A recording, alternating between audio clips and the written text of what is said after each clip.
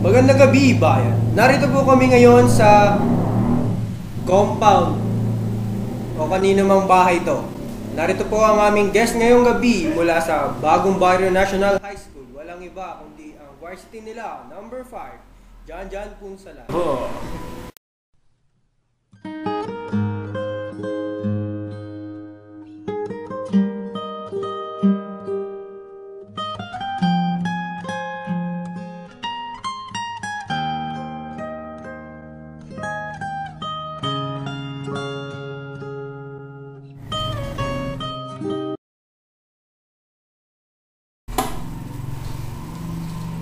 Say hi, John Carl. Hi! Karangalan ko ngayong gabi na maka-interview ang isang napakagaling na gitarista sa buong mundo. Kaway muna tayo. Kamay muna tayo. Kamay. Narito po sa aking interview. Nag-tweet po sa akin sa nagsasabi. At John Carl Watson. Ano tweet mo po? At Calvin. Basa pa po tayo ng ibang tweets. Okay lang po ba? Okay. Galing po kay Toper Patay na. Sabi niya po, ano po ang... Bakit niya po gusto ang gitara at hindi saging?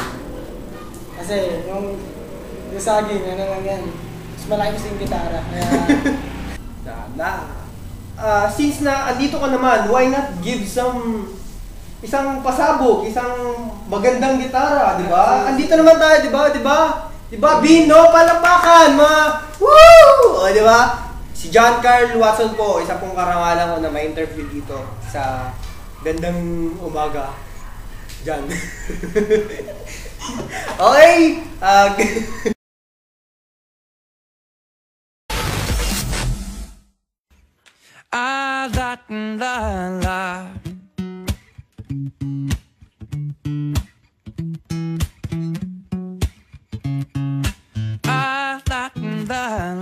I met this girl late last year. She said, don't you worry if I disappear. I told her I'm not really looking for another mistake. I called an old friend thinking that the trouble would wait, but then I jumped right in. A week later returned. I reckon she was only looking for a love to burn, but I gave her my time for 2 or 3 nights. Then I put it on pause until the moment was right. I went away 4 months until our paths crossed again. She told me I was never looking for a friend. Maybe you could swing by my room around 10. Baby, bring the lemon and a bottle of gin. We'll be in between the sheets till the late AM. Baby, if you wanted me, then you should've just said. She's singing, I don't fuck with my love. That heart is so cold, all over my arm. I don't wanna know that, babe. I don't fuck with my love. I told her she knows. Take aim and reload. I don't wanna know that, babe. I wanna feel this moment. Narinig niyo naman mga kababayan mula kay John Carl Watson Punsalan, isang napakapangit at napakabahong na dito nyo lamang maririnig sa ABC BMN. Magandang gabi mga kaibigan. Cut na ba?